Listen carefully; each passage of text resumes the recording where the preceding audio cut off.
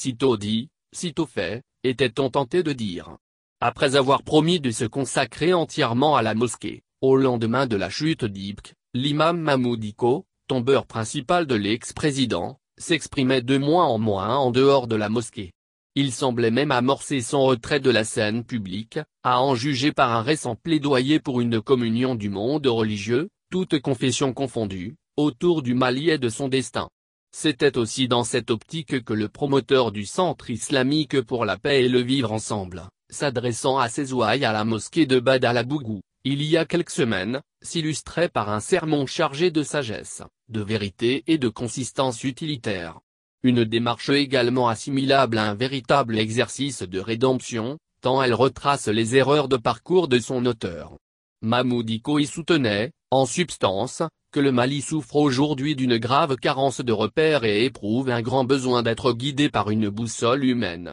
Pas d'éminence respectable, pas de notoriété ni d'autorité traditionnelle qui fasse l'unanimité dans le pays en cas de clivage ou de malentendu, déplorait en substance le célèbre imam en tirant en même temps la sonnette d'alarme sur le risque de destruction du tissu national inhérent à cette situation. Et de marteler dans la même veine que l'instauration d'une paix ainsi que l'édification d'une nation ne saurait reposer sur le socle virtuel que sont les réseaux sociaux, les mêmes canaux qui naguère faisaient le bonheur du président d'honneur de la CMA et qu'il exploitait à grand renfort de propagande et de battage contre le régime déchu. De même s'est-il illustré par l'habileté de passer sous silence la grande responsabilité qui est la sienne dans cette perte du capital d'équilibre sociétal du pays à laquelle il fait allusion. Car les prises de parti peu désintéressées et à peine voilées, les préférences affichées entre acteurs de la vie publique, la prépondérance des intérêts et du confort personnel au détriment de la mission sacerdotale, la convoitise excessive de position sociale, etc.,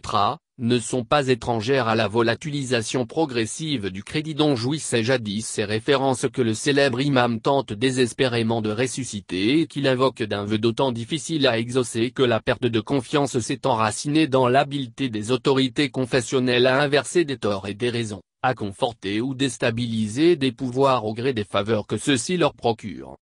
L'envol de cette tendance subversive a été amorcé en 2002 avec l'irruption d'une frange du monde musulman dans le jeu électoral au profit du candidat Ibk et au mépris de l'équidistance exigible du statut d'autorité coutumière. Une collusion qui fera chou blanc en son temps, mais en laissant les arrière-goûts assez amers pour survivre aux échecs de deux présidentielles successives, jusqu'à l'épisode du Code des personnes et de la famille, que les leaders musulmans réussirent à travestir dans l'opinion à coups de contre-vérité, d'affabulation et de désinformation sur son contenu réel. Le renoncement à la promulgation de ce texte de loi, sous la pression de Mahmoud Dicko éco-religionnaire, marquera le premier triomphe d'envergure de l'activisme confessionnel sur le pouvoir politique avant d'ouvrir la voie à une ingérence politique ouverte du culte musulman, au prix notamment d'une transformation de ces espaces en fabrique de suffrages et ateliers de mobilisation de fidèles pour le compte de candidats à la magistrature suprême.